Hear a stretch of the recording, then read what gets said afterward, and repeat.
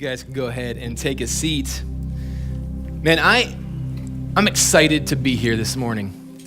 It's one of those things I was thinking about, and it kind of goes along with my message, but I was just standing back there, and I was just listening to worship, and the first song we kicked off talking about joy, and what I've come to realize is that no matter what I've faced during this week, no matter what happened leading up to this moment, when I come here, there is joy when God's people come together. And there's just something about it. And so I've been walking around here just smiling, just connecting with people and feeling the joy and seeing it in your faces. Like you're excited to be here. You're happy to be here. And maybe something happened this week and it was rough and it was difficult. But today you get to come and you get to worship and praise your Savior. And you get to hear from His word that is never failing and never ending. And you get to hear about His reckless love that'll never stop chasing after you. And so I'm excited. And it's been a long week, and there's been some things that have been taking place. There's been some fun, there's been some bad stuff, but we get to come here today and to hear from God and to learn from God, and we get to do it together in community. And I'm excited about that, and I hope you guys are as well. We're closing out our series this week called No Joke. We kicked this off in Easter, and it's been a phenomenal series, and God has just been weaving the message of the gospel in our lives, from embracing Him to learning about what next steps to take, to dealing with suffering and finding joy through it. And man, today, what I want to do is I want to talk about really what I just talked about, the community that happens when we come together as a church, as a body of believers. Last week, we talked a lot about joy and finding joy in suffering, and I talked about the Ark of the Covenant and how it was meant to be carried and the instructions that were given to us. And if you missed any of our series, maybe this is your first time, second time, just to let you know, you can go back and you can listen to all of our messages online if you want to get caught up. No, we don't have the worship up yet. I get it. Johnny and the band are great, and you want to hear him. But we don't have that capability just yet, but we will, hopefully one day. But if you want to catch up on our series, No Joke, go to our website, kairos.church. There's a section there. It says watch or listen, and you can get caught up. But so I talked about the Ark of the Covenant and how God designed the Ark and how God designed our faith to be carried. There's a specific way that He called us to do it. And we talked about carrying our faith, but not just carrying our faith together in community. Does anyone remember how many men I said carried the Ark from last week? Four. All right, so 4 men. 4 men come together carrying our faith. And what I see in that is community. And we talked about, the ark stumbled because it wasn't being carried the right way. And if these people, these 4 men, 4 women, whatever, are carrying their faith, they're going in the same direction, they're communicating with one another, they're staying on the same track, man, then they can keep moving forward with God. And so it's so important to be in community with other believers, to have others carry your faith and carry you and help you in times of pain and hurt and suffering, and vice versa, you to be there for them. And I kind of want to continue that talk today, just talking about what it looks like to carry one another through this life, to engage in community, to experience some amazing moments in our life. Now, there are 2 central things to who Kairos Church is. The first one is moments. If you know the word, you know that it's all about the opportune time, God's opportune time. It's making the most of every moment. And that's who we want to be as a church. We want to make the most of every moment here, but also every day of our lives. So we're all about moments and embracing Jesus in every moment and engaging others. And that kind of leads me into the next thing. It's community.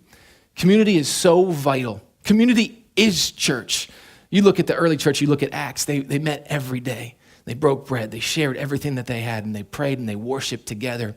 Community is so vital. And the main point that I want to share with you guys today, and this will be the main thing, if you want to write this down on your notes if you have them, if you don't, raise your hand, someone will bring one to you. That is this, that our greatest moments, they happen in community. Our greatest moments happen in community. Our greatest moments happen when we are helping each other embrace Jesus in those moments. It's in community. It's so important. You can go all the way back to Genesis, right? God made man. He was hanging out with the animals, naming them and stuff, and God's like, man, it ain't good for this dude to be alone. He's going to go crazy, right? It's not good for man to be alone, and so He made him a helper. And she was amazing because it was a girl, and she was awesome. But then He said, now be fruitful and multiply, fill the earth. Because we were made to connect with one another, right? And to do life with one another, to be in community. And those moments that we have in community are so important, and probably some of our favorite moments. Like think about an important moment in your life. Maybe your favorite moment, maybe your best moment. It could have happened this week. Think about a moment that maybe happened the last year, anytime. Let me ask you this. Were you alone or were you with people? See, most of the time, our favorite moments happen when we're surrounded by other people. And I'm not talking about sleep. I know some of y'all love your sleep, right? And you're like, I want to be left alone and I want to sleep, right? And then there's the introverts in the room. They're like, I don't like anybody, okay? I don't want to be near anybody. And they just want to be alone. And it's kind of odd, you wouldn't think it. I'm somewhat of an introvert myself. I can go out into a crowd and I can be friendly and I can engage with people, but inside, what I want to do is I love doing tasks, I love working, and I love working by myself. And so I want to do my task and I want to be left alone. And so I'm kind of an introvert. And it's kind of hard to be an introvert when you're a pastor. It's kind of hard to be an introvert when you're a youth pastor. It's kind of hard to be an introvert when you have like just a whole bunch of kids running around, right? And they are always around. But I am an introvert, and I desire my time alone. I desire to be left to my thoughts and to my thinking, and I don't get it that often. But I was thinking about this. Even though in my desire to want to be alone, the further that I am left alone, the more I desire to be connected with people again. And I've experienced this a couple of times in my life, just when my family has gone away for a couple of days. And then my wife has to go somewhere, and I had to stay back and work, and so my family left, and I was like, oh, awesome, peace and quiet, right? I can do whatever I want. I don't have to worry about anyone else. I can sleep in, and I can think, and I can work, and it's going to be great. And it was. I'm going to be real honest. It was fantastic for a bit. And you get to the next day, and you kind of miss the sound and the joy and everything that comes along with being in connection. I missed my kids' smiles, missed my wife's presence, being there, helping me, taking care of me, and stuff like that. And so you begin to desire to be connected with people. And I don't care how much of an introvert you are, you were created to be in connection with other people. That's how God created us. And so I believe that our favorite moments, they happen when we're around other people. You know, I've been doing ministry for a long time. 10 years, I was a youth pastor for 6, and I love being a part of church. I love doing ministry. I love everything about it. I love worship. I love connecting with people. I love the environment. I love the atmosphere. I love it all. I love the weekend experience. But I was thinking back to some of my favorite moments in ministry, and I got to thinking about the summer camps that I went to with the youth. The weekend retreats where we got away from everything, and we were just able to be with one another. But not just with one another, to be with God, to learn with God, and to really open up. It's almost like we have to be disconnected from the world in order to really experience life with other people. And so I think about those moments, and so many amazing moments happen. And it wasn't just with the teenagers, because we had other adults that came along, and they were there too, and God spoke and God moved. And those are some of my favorite moments in ministry, when I just stepped away from that and was able to enter in and do community with people. Those are my favorite moments. I don't know what yours are. So let's flip it now. Think about some of your worst moments, your bad moments. Now, I know that a lot of our moments happen because of other people, or maybe not, but I can guarantee you this, and most of the time in your worst moments and your bad moments, I bet you felt alone. And a lot of times we tend to withdraw. We tend to isolate ourselves. We tend to think that, man, because this is happening, I can't trust on these people. I can't depend on these people. They did this, so I can't forgive them. So you just say, you know what, I don't want to be around anyone else because I don't want to be hurt anymore. But all that leads to is more hurt and more pain and more suffering. So I was just thinking about this, and I was thinking about this in our lives, and how sin comes in and suffering comes in, and we're tempted to just isolate. We're tempted to pull away from people. There's a fear that takes place. And it's not a place where God wants us to go. He wants us to be engaged with other people so that they can help carry us through our burden, through our suffering, so that they can be there with us to encourage us in our faith and in our walk in a daily life. You know, as I was thinking about this, I came to this story that I absolutely love, one of my favorite stories. I actually share it every time that I do our Moment Maker training.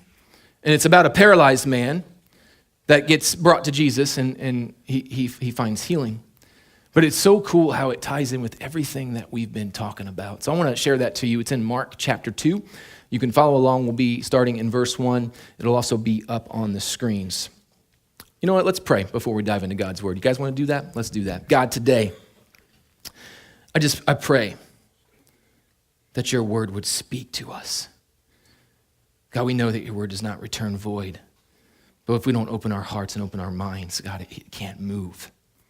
So God, I pray today that you would open hearts, open minds, no matter what's going on, no matter what's taking place. God, bring down the walls, bring down the barriers so that we can hear you, so that we can experience you, so that you can change us and challenge us and transform us. And God, maybe at the end of this, find healing through your word. Speak to us now. It's in Jesus' name that I pray. Amen. Mark chapter 2, verse 1. It says this: a few days later, when Jesus came back to Capernaum, the news spread that he was at home, and many people gathered together so that there was no room in the house, not even outside the door. And Jesus was teaching them God's message. In the verse 3, I love this. 4 people came carrying a paralyzed man. Guess what? I read that and I was like, are you kidding me right now? Because coming off last week, like I knew this story, but it never dawned on me that it was 4 guys carrying this man that needed help.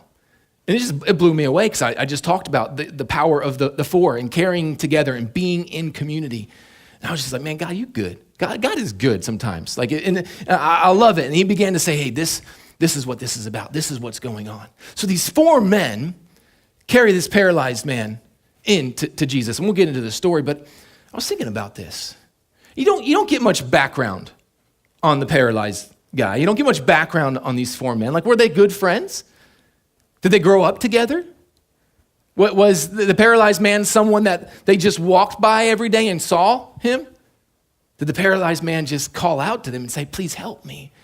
And they were the only ones willing to do it? Man, something took place here. And we don't know what it is, but these 4 men, they saw a need in the paralyzed man and they picked him up and they brought him to Jesus because he needed help. I think a lot of times in our lives, that is the case. And this man had a physical ailment. He was paralyzed. And so they could see it because he couldn't move and he couldn't act the way that most people do. And a lot of times in our lives, the sins that paralyze us, the fears that paralyze us, people can't see them. And we've gotten really good at hiding them. But the more you hide your pain, the more you hide your shame, the more you hide your sin and your suffering, the more you're going to be stuck paralyzed in it. You got to share. Who are you going to share with? Are the people in your life that you can trust and give that to? These 4 men saw a need. They said, you know what? We're going to bring this guy to Jesus. We're going to carry him to Jesus. And I was thinking about just everything that we're talking about. And what I came to is this, that engaged people that we engage get to embrace Jesus. When you engage in community, when you engage in someone's life, when you engage what they're going through and you take them to Jesus, they can embrace Jesus in whatever they are facing. Engaged people embrace Jesus. And that's what we are all about. Because our greatest moments involve helping each other embrace Jesus. That is our vision. That is who we are. That's what we want to be every single day in our lives. Verse 4 goes on. It says, since they could not get to Jesus because of the crowd, they dug a hole in the roof right above where he was speaking. And when they got through, they lowered the mat with the paralyzed man on it. Now, here's what I want to pause right here because there is a lot going on. Now, first, these 4 men, they pick up this paralyzed man on his mat. And so they have to carry this man. And so there's a burden there. And then because they can't get in, they have to get him onto the roof, right? Somehow, who knows? It might have just, you catch, I'll throw, right? Who knows? And they got him up there. And then they're like, all right, well now we're on the roof, but there's no door in the roof because that's not how you usually enter a house. And so they begin to tear the roof apart for this man to get to Jesus. And then once they're done, they're like, okay, he's up here, Jesus is down there. How are we going to lower him down? There is so much involved and so much going on. And these men are willing to do whatever it takes to get this man to Jesus. They carry him, they lift him, they dig holes, they kick in roofs, they lower him down into the midst of Jesus. And we've talked a lot about being an engaged Jesus follower versus a Jesus watcher. We're not just meant to be Jesus watchers. We're not just meant to read the word, to hear the word. We're meant to do something. Right? James 1:22, don't just listen to the word, do what it says. Being an engaged Jesus follower is hard work. These 4 men showcase it. There's carrying, there's lifting, there's digging, there's lowering. It was hard, it was difficult, but they were willing to do it because they knew if they could get this man from where he was to Jesus, there would be transformation. That is exactly what you see. And if you want to help somebody, if you want to get engaged in someone's life, you got to be ready to do the work. It's not going to be easy. It's going to be difficult. There's going to be a burden. There's going to be a carrying. There's going to be a weight that takes place. So I wanted to share that with you. Right there, you just see what it looks like to be engaged in somebody's life. Verse 5, it goes on. It says, when Jesus saw the faith of these people, here's what he said to the paralyzed man. He said, young man, your sins are forgiven. I love this. Jesus recognized their faith, and sins were forgiven because of it. He recognized the length to which these men were willing to go because they knew if we could get that man to Jesus, he would be healed. They knew it would happen, and Jesus said, because you knew it was going to happen, I will make it so. Then what he says right here, we know this man's paralyzed. And so what we know he needs, right, and what we know he desires is to not be paralyzed anymore, right? And if you're of that time, you know that Jesus can heal. Jesus can bring dead men to life, and he can bring, he can do this, and he can cause blind men to see, lame men to walk. So this paralyzed man and these guys, they go through all this, and they lower him down. And what does Jesus say? Not you're healed, get up and walk. He says your sins are forgiven. What's so interesting about this is that Jesus addressed his sin before he addressed his suffering. Jesus looked at his sin before he looked at what he needed to be healed. And what I got from this is that Jesus, this is so important, Jesus died for your sin, not for your pain, not for your suffering, not for your disability. Jesus died for your sin. And what's so important about that is that just because he removes your sin doesn't mean he'll remove your pain. That's a hard thing to swallow. Just because he removes your sin doesn't mean that your suffering is going to go away. We talked a lot about suffering and pain and where it stems from and why we deal with it. Sometimes it is the cause of our own sin. We have to face the consequences of the actions that we take. Other times it is just a consequence of sin, of a fallen, broken world. Now, in this moment, this man, his sin was addressed first. And because Jesus addressed his sin first, one could assume that it was his sin that caused his suffering. So he addresses his sin. See, the root cause of human suffering is sin, and the remedy is forgiveness. Many people desire healing. Many people want the pain removed, the suffering removed, but they want to keep on sinning. But you get rid of the sin, and that's when you get rid of the rest. And if you're like, man, this doesn't make sense to me, you can go look at Paul, the Apostle Paul. He wrote most of the New Testament. This guy's life was transformed radically. He went from being a persecutor of Christians to being the man to drive the early church. And I don't remember where it's at. It just came to me that, Paul 3 times asked God to remove this thorn in his side, this pain in his flesh, this thing that had been taunting and tormenting him for years. And 3 times God said, no. He says, my grace is sufficient for you. When you are weak, in me you will find strength. And see, sometimes God needs us to suffer so that we can remember to take everything to him and not lean on ourselves and do it in our own power. He needs us to rely on him and to rely on other people around us. We're not meant to do life alone. So it's just something that was in there. He addressed the sin first. Then he does the healing too. But what's crazy about this, and we'll get into this, I wonder if what takes place next, if Jesus would have just forgiven this man's sins and left it at that. But the Pharisees decided to start thinking some thoughts, and this is just crazy. Check this out. Verse 6, some of the teachers of the law were sitting there thinking to themselves, why does this man say things like that? He is speaking as if he were God. Only God can forgive sins. I love verse 8. Jesus knew immediately what the teachers were thinking. It's just like, poof. Jesus is a mind reader, y'all. It's awesome. Like, that's the God we serve. And so he knows what they're thinking, and he replies to their thoughts. And I love it. Here he goes. He says, so he said to them, why are you thinking those things? Which is easier, to tell this paralyzed man, your sins are forgiven, or to tell him, stand up, take up your mat, and walk? Verse 10, he says, but I will prove to you that the Son of Man has authority on earth to forgive sins. So Jesus said to the paralyzed man, I tell you, stand up, take your mat, and go home. Immediately, the paralyzed man stood up, took his mat, and walked out while everyone was watching him. And the people were amazed, and they praised God, and they said, we have never seen anything like this.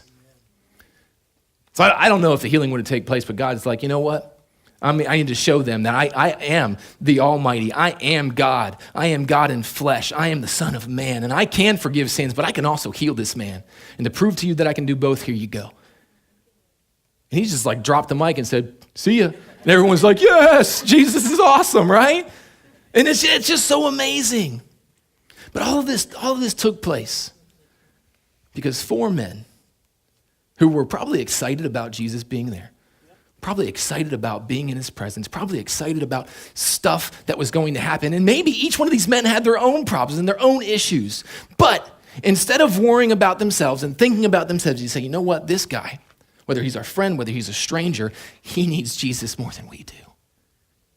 He needs healing more than we do. Because they were willing to get engaged in this man's life, this man got forgiveness and healing. And like I said, this paralysis seems to be connected to his sins. And I believe we're all like this man.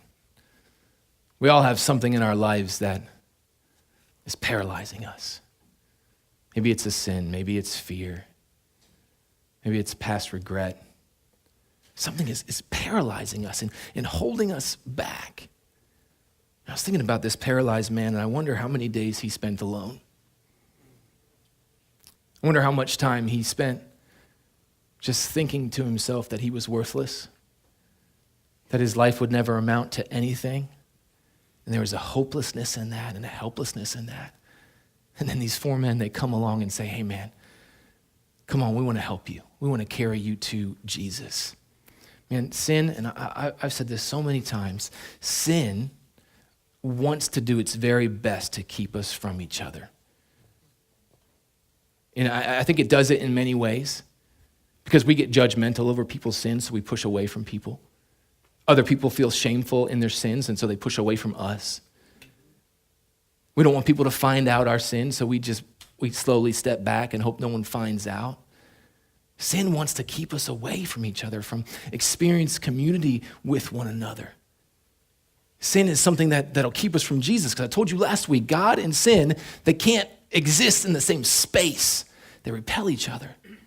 And so sin is something that keeps us from Jesus. And it's something that keeps us isolated. And in our isolation, no matter what we're dealing with, we're gonna remain paralyzed in it. But here's what I know from this story and from what I've seen is that when we engage others and embrace Jesus, we can be freed from the paralysis of our sin, from the paralysis of our shame, from the paralysis of our regret. Salvation and temptation happen when people engage in each other's lives and they embrace Jesus together. And then they get to experience some amazing moments. Some that when the transformation happens in our life, in their life, people are like, whoa, what just took place? What just happened in this person's life? I knew who they were before, but now, man, Jesus has changed them, and those people have helped them, and they're doing this life together in community, and they're making the most of their moments while they do it. That's what we want people to leave saying about us, about what's going on, about what's taking place here at our church, but everyday life, at work, in your community. People will need to see the transformation that has taken place in your life. You know, I was thinking about, and we talked about favorite moments, worst moments. And something tells me that for this paralyzed man, this is probably one of his favorite moments of all time, right? I once was paralyzed and now I'm not. And something tells me that not only does he remember Jesus in that moment, but he always remembers those 4 men who took the time to carry him to Jesus. Because without them, he continues to stay where he's at. In his hopelessness, in his fear, in his shame, in his paralysis. And so it takes us as a community to embrace each other and embrace Jesus in that. So we're all paralyzed by something. Maybe it's sin. Maybe it's fear. Maybe it's regret. But I know the best way to break free from our sin is to let others help us embrace Jesus. We see it in this man's life. And so what I want to do today, and this whole 4 thing has really been just resonating with me. And so I want to challenge you today to find your 4. Who are you doing community with? Who are you doing life with? Who are people that are speaking into your life and challenging you? Who can you count on when you're down and when you're hurting? We saw it with the ark, right? 4 carrying their faith. We saw it in this story. These 4 men carrying their friend. And you know what else? We see it in Jesus' life. Because we know he had 12 disciples. But did you know there was 3 that were closer to him than any other? Peter, James, John, right? And so the 3 plus Jesus make 4. So even Jesus followed this. And they experienced some amazing moments with him that not all the disciples got to experience. So who are your 4? Who are you going to do life with? Who are you going to engage with? And let me just say, if you're married, your spouse is a given, okay? Your spouse is a given. They should be someone that you're already doing life with, that you're already communicating with, that you're already carrying your faith with. If that's not happening, that needs to happen first. You and your wife need to be walking side by side in this faith. Or your husband, your spouse. Get that figured out. They're a given. And that should be, but when I say find your 4, I'm talking about finding the same gender, guys and girls that can come into your life, that can speak into your life, that'll do life with you, that'll laugh with you, that'll challenge you, that'll pray for you, that'll encourage you, that'll help you in whatever you're dealing with, whether it's emotional or physical or spiritual. Who are these people that are in your life? Are you seeking them out, or are you pushing them away? How are you going to find them? Where are you going to find them? I believe that church is the best place to do that, but it's not the only place, because there's someone in your neighborhood that needs to be connected to you, that Jesus put in your neighborhood so that you could be connected to them. Maybe there's someone that you work with. Maybe you know them, your acquaintances, you pass by, but you know, man, that you connected. Something awesome could happen. Maybe it's a relative. Where can you find these people? And I said the church is the best place. And so I want to talk about that. I want to talk about the 2 best ways to find your 4 right here in Kairos Church. And the first way is this. You want to find your 4? It's through serving. And this is one of the things we talk about all the time. It's one of those things that make Kairos Church so amazing. It's our moment makers. It's our people that need Jesus, that need to worship, that need healing, that need help, that are going through their own problems, but are willing to forego that in order that other people can embrace Jesus in this moment. Think about your first moments ever at Kairos Church. Think about it. When you drove up, when you got out of your car. Were there people or was there no one? Some of them tell me there were people, because we understand the importance of community. We want you to know that no matter what you walk up in here with, you are welcomed here. We want to do life with you. We want to help you embrace Jesus. Everything that our ministries do, that our moment makers do, is in order to take you from where you're at to get you in here so that you can experience what Jesus has to offer. And they miss out. Many of them miss out on worship. And it's awesome. Worship is awesome. And I feel bad all the time telling them that. Our kids ministry workers, they miss out on all of it. But they're over there, they're serving and they're loving, because they realize that, man, it's so important for you to be in here. And they get their time too. But your first moments, they involve people, our people that were willing to help carry you in here and get you here. I was thinking about this as far as connecting goes. So we connect with you when you come. But there's this friendship that takes place, and you get to connect with people that you maybe never would as you serve. A couple weeks back, maybe last month, I did a Moment Maker training, and I got to just sit and talk with one of the ladies that came through afterwards, and we were just talking about her passion, her purpose, her life, what she was looking for. I didn't tell her I was sharing this story. I probably should have asked. Oh, well, I won't use her name. and we were just talking. And I was just asking about, what do you think God's calling you to? And she was sharing with me that she's longing for community and she wants it so much. And she was saying that, man, God has just given me this power to pray for others and want to connect with others. And I was like, I got the perfect spot for you. We have this table over here. It's called the Connect table, where anyone can go and they can get devotionals and Bibles and resources. They can go and get prayer. They can go and share and talk with other people. And so I put her there and she came alive. And I kid you not, like the second or third week after that, she met another lady, and I think they became best friends within 10 minutes. All because she decided to step out and to serve and to make it about other people. And that is happening every single ministry. People are coming together that would have never said hi or even thought that they would be friends, but because they are serving and they are serving God for his glory, God has brought them together and a friendship and community is taking place. And I love it. And then in that, there's healing. There's this desire that's being met where God has brought you someone because you were willing to get engaged. Man, becoming a moment maker, there's so much there that is amazing in what God calls us to, and just being the hands and feet and showcasing servant leadership that Jesus showed us. Being a moment maker is so important to who we are, and it's so important to finding your four. So that's the first way, serving, getting involved, being a volunteer. The second way is through our Connect groups. And we've been talking a lot about Connect groups. We kicked them off a few weeks back. And I say it every week. What we get to do on the weekends is amazing.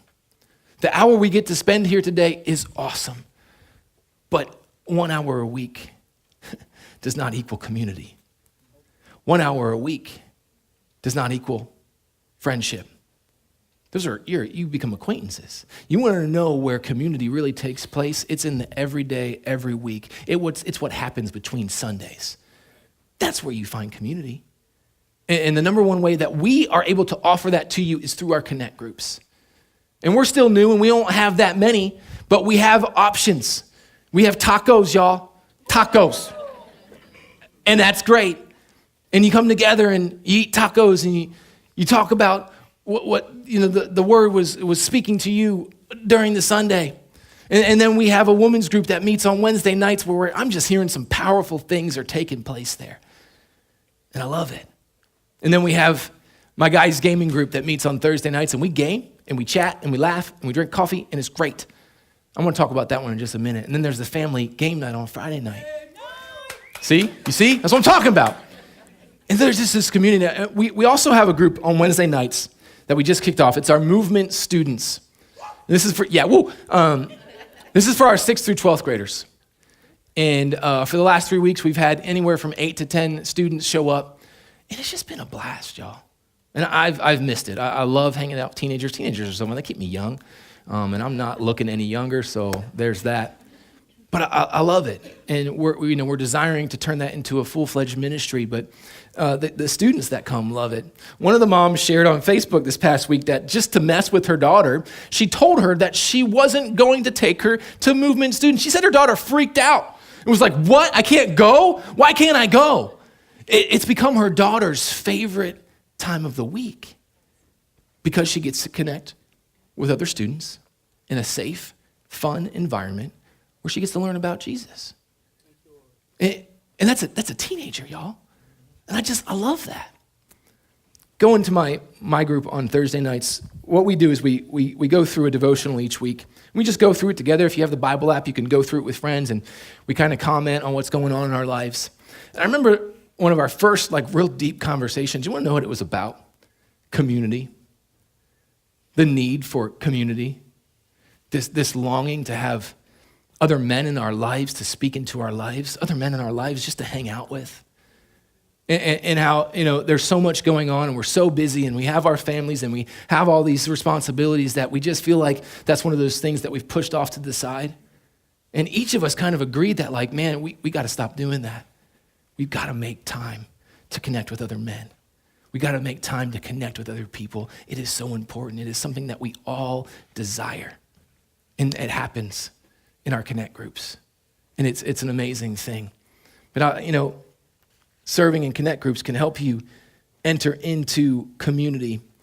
And one of the things that, as we've started this journey at Kairos, one of the things that I hear more than anything, whether it's through praying with somebody or getting, just an email back, just feedback and what someone was looking for, or reading it on a prayer card, or hearing from other groups, the number one thing that people are missing in their lives is community, is being connected with other people.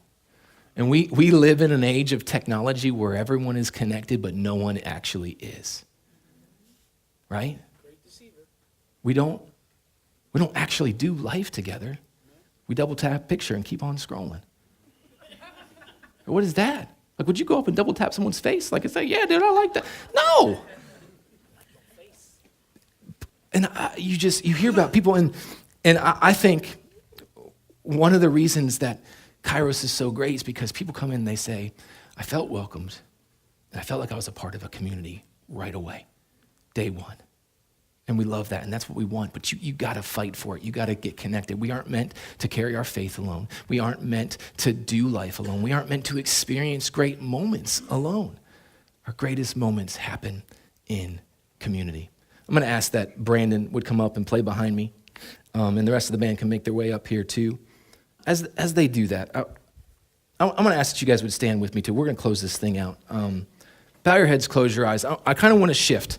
Because we're talking about community, we're talking about engaging community, we're talking about helping each other, carrying our faith, but at the same time, there's this underlying thing where I know that we're all dealing with something, that we're all have a paralysis in our lives that is holding us back, that is keeping us from connecting with other people. So today, with everyone's head bowed, everyone's eye closed, here's what I want to ask you. Are you paralyzed right now in some sin? Are you paralyzed right now in some pain and some suffering?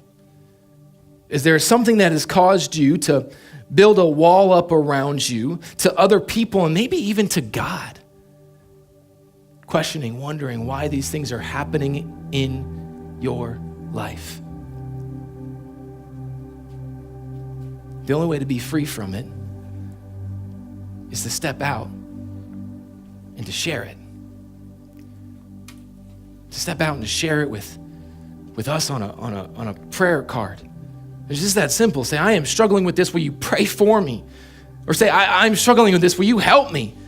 The best way to step out of this is to get with someone, another guy, another girl, and say, hey, I'm struggling with this, and I need you to pray, and I need your help, and I need your guidance. The best way to deal with it is to take it to Jesus, because he already paid for it. You see, your sin it's not something that you're meant to live in, not something that you need, but the enemy uses it to keep us back, to hold us back, to keep us in isolation, to keep us from one another, and to keep us from Jesus. And the longer you hold it, the longer you keep it, the longer you remain paralyzed by it, the longer that the enemy wins. You want to be free, you gotta let go. Maybe today, you're good, man. You've dealt with it. You've had it out in the open. You got some people that are praying for you, that are helping you through it.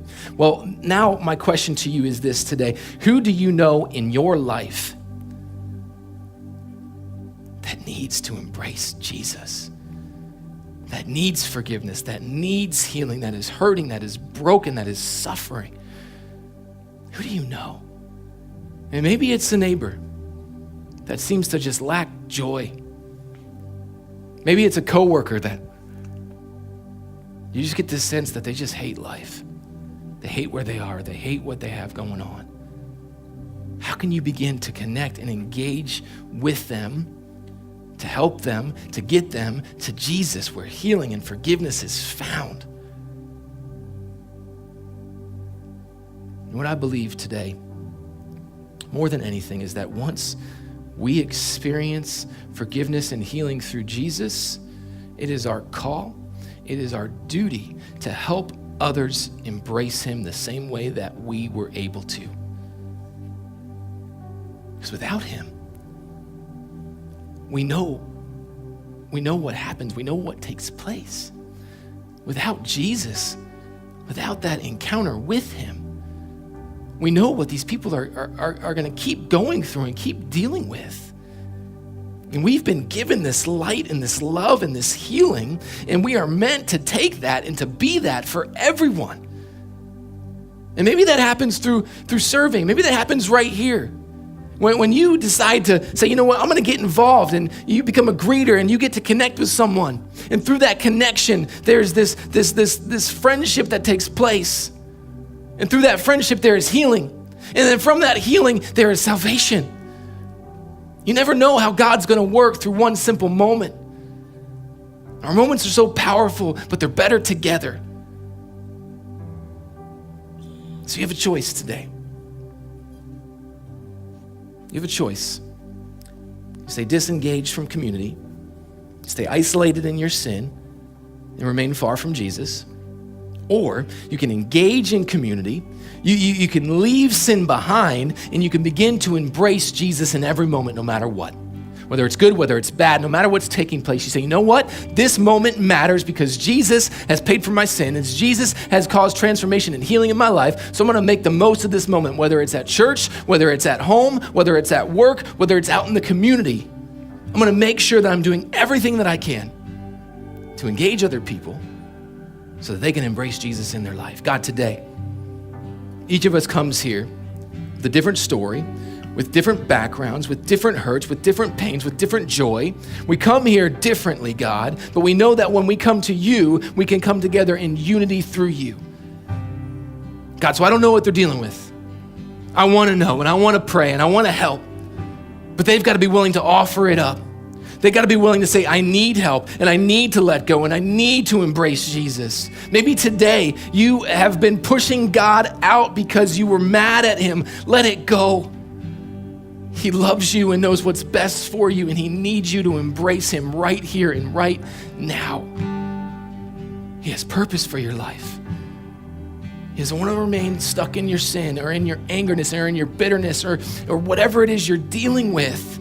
He wants you to experience joy through him and through a community of believers. Today, I pray that you would begin offering up your sin, your shame, your suffering to him. That you would take a next step after this and let someone else in so you can experience healing. Maybe today you would say, Pastor Brent, I've never embraced Jesus in my life. I've never given my life to him. I never asked him into my heart. I've never had an encounter with him, and I'm desiring that today. I don't want to live in fear and pain and hurt and shame and isolation anymore. I want to live in new life and new purpose in him. If that is you today, here's all I want you to do. I just want you to raise your hand up so that I can pray with you. And as you raise your hand up and you keep it up, you simply just repeat this. You say, God, today, I am choosing to step out of sin, in isolation, in fear, and into a relationship with you through your son, Jesus.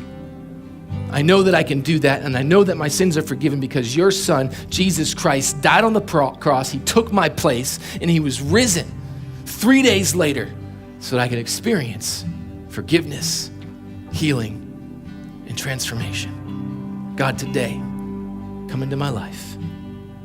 God, today, make me new. God, today, let me begin to embrace you in every moment.